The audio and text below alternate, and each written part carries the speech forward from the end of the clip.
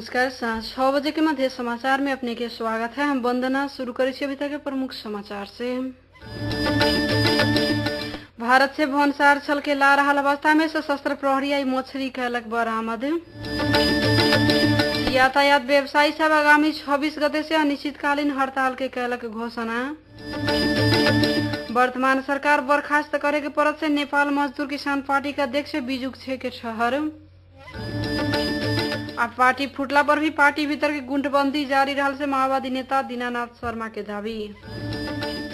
अब समाचार विस्तार से। भारत से भंसार छल के नेपाल आ रहा अवस्था में सशस्त्र प्रहरी आई सर्लाही के भेलही नजदीक के झीम पुल से 140 किलो मछली बरामद करे है। मलंगमा बाजार में बेचे के लिए भारत के सोनवर्षा से भंसार छल के ला रहा अवस्था में सीमा सुरक्षा कार्यालय मलंगमा सर्लाही से खटल टोली माछा बरामद कैले से सशस्त्र प्रहरी के नायब निरीक्षक प्रमोद सिंह जानकारी दिलन। बरामद कैल गेल मछली के आवश्यक कार्यवाही के लिए जिला भंसार कार्यालय सर्लाही में बुझाल गेल है।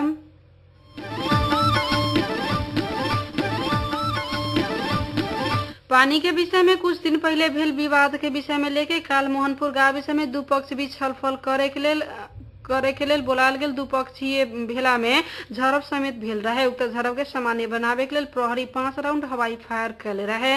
स्थानीय मोहनपुर 4 के कोलाजी मंसूर और वही गांव के वार्ड नंबर 1 के जोगिंदर सिंह दुनवार बीच पानी के विषय में कुछ दिन पहले विवाद भेल रहे। वही विषय में जिला प्रहरी कार्यालय में भेल छलफल में दोषी रहल कलाजी मंसूर के रु 15,000 जरिमाना कैल गेल है।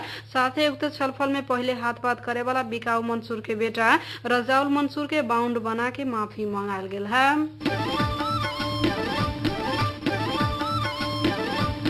सर्लाही के भक्तिपुर गांव विषय 25 स्थान सौर्य लालटीन वितरण कैले है। गांव विषय में रहल दलित समुदाय के 15 अपांगिता भेल 20 लगा के 35 गोटे के लेल आयल 35 स्थान सौर्य लालटीन में से 25 स्थान सौर्य लालटीन वितरण कैल गेल है। वर्ष 70,000 रुपया मूल्य बराबर के लालटीन वितरण करे के लक्ष्य राखल गेल से गांव विषय सचिव भानुभक्त पोखरेल जानकारी दिलन। सचिव पोखरेल के अनुसार बाकी 10 स्थान सौर्य लालटीन लक्षित वर्ग के कुछ दिन में वितरण कैल जाए के भेल है। कार्यक्रम में राजनीतिक दल, संचारकर्मी, बुद्धिजीवी लगायत के उपस्थिति रहल से जनाल गेल है।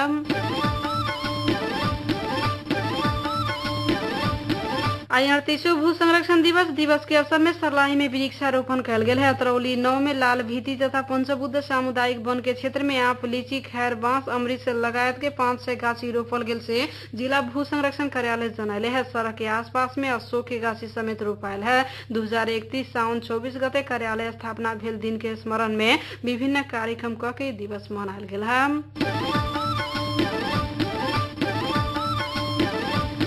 कनाडा में अच्छा कामा दाम दिलावे के से कह के एक भारतीय 45 गोटे नेपाली के ठगले है। भारत के देहरादून के अबराहर व्यक्ति नेपाली सबके ठग के भागल है। श्रमिक के लेल सेहो मासिक 1,50,000 तलब दिलावे के से कहते ठग प्रत्येक नेपाली संग 50,000 भारतीय रुपया के दर से रकम उठैले से पीड़ित सब बतौले है। सर्लाही करमैया के भैया भाई प्रणय राजुप्रेती, निर्णय राजुप्रेती, 1000 बीघा के उत्तम प्रसाई लगायत सर्लाही के 14 गोटे बाकी रौथट, सुर्खेत, गुल्मी लगायत जिला के रहल है। अपना के पढ़ाले शिक्षक देहरादून के गणेश काफले के खाता में रकम रखला पर भी दलाल धमका के रकम लेके फरार भेल से पीड़ित प्रणय राजू प्रेती जानकारी दिलन। ठगाए वाला सबके पासपोर्ट देहरादून अदालत में रखल गेल है तो ठगे वाला व्यक्ति के बाबू माय सहाय के भारतीय प्रहरी पकड़ाव कैले है।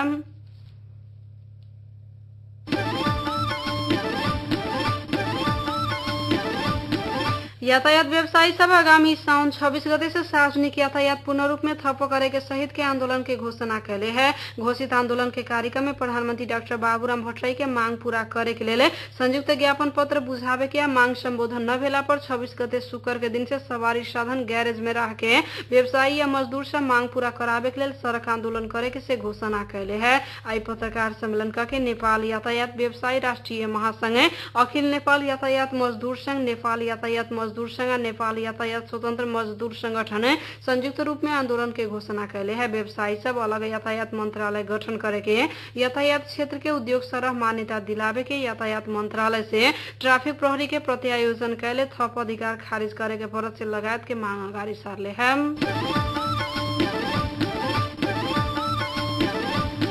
नेपाल मजदूर किसान पार्टी के अध्यक्ष नारायण मान बिजुक से वर्तमान राजनीतिक अनिश्चितता हटावे के लिए राष्ट्रपति संवैधानिक कदम उठा के सरकार बर्खास्त करे के परत से बतौले रफत संचार क्लब आई भक्तपुर में कैले अंतरक्रिया अध्यक्ष बिजुक से देश संकट में पड़ल के समय में देश के निकास देवे के परत में राष्ट्रपति बांसुरी बजा के बैसल से टिप्पणी समेत कैलन। उ देश के शांति सुरक्षा अस्त व्यस्त रहल आर्थिक अवस्था समेत डामाडोल भेल के समय में दल सब बालुआटार घेर के प्रधानमंत्री के राजीनामा करावे के लिए बाध्य करे के परत से बतौले अध्यक्ष बिजुक से पछिला समय में देश आ जनता के समस्या समाधान होए के सट्टा अस्थिरता बढ़त गेला से संविधान सभा संसद न रहल अवस्था में राष्ट्रपति कदम उठाला के एकमात्र विकल्प भेल सेहो बतौले छथि।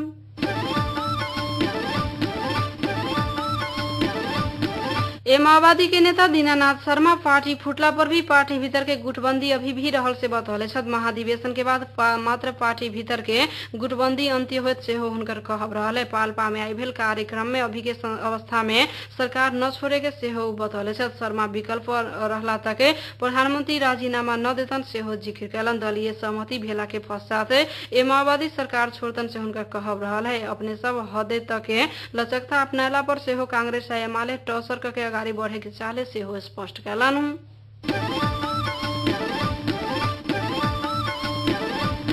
नेकपा एमाले के नेता केपी शर्मा ओली अपने प्रधानमंत्री के उम्मीदवार होए के लिए तैयार रहल से बतौले प्रेस चौतारी नेपाल भक्तपुर ओली के निवास में कल पत्रकार सम्मेलन में ओली सहमति के सरकार के नेतृत्व के लिए अपने तैयार रहल से हो जिक्र कैलन। कांग्रेस प्रधानमंत्री के उम्मीदवार तत्काल घोषणा करे के परत से कहे तो ओली कांग्रेस नाम न दे सकता एमाले हमर नाम में उम्मीदवार के निर्णय कैला पर अन्य पार्टी से हमरा समर्थन कैला पर हम प्रधानमंत्री के उम्मीदवार बने के लिए तैयार सी से हो जिक्र कैलन।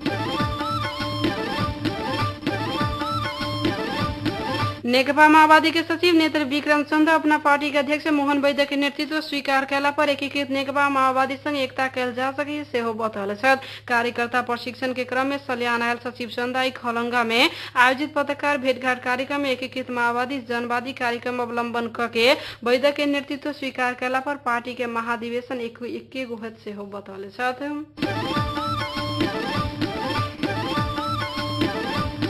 मध्य समाचार के अंत में प्रमुख समाचार एक बार फिर से।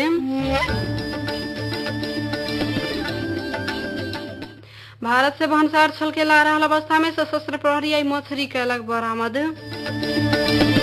यातायात व्यवसायी सब आगामी 26 गते से अनिश्चितकालीन हड़ताल के कैलक घोषणा। वर्तमान सरकार बर्खास्त करे के परत से नेपाल मजदूर किसान पार्टी के अध्यक्ष बिजुक छे के ठहर। अब पार्टी फुटला पर भी पार्टी भीतर के गुटबंदी जारी रहल से माओवादी नेता दीनानाथ शर्मा के दावी। अही के संग साँझ 6 बजे के मध्य समाचार अहिठम समाप्त हुई। हम वंदना दिया जाए क्या सुनते रहो रेडियो मधेश 89.3 मेगाहर्ट्ज। नमस्कार।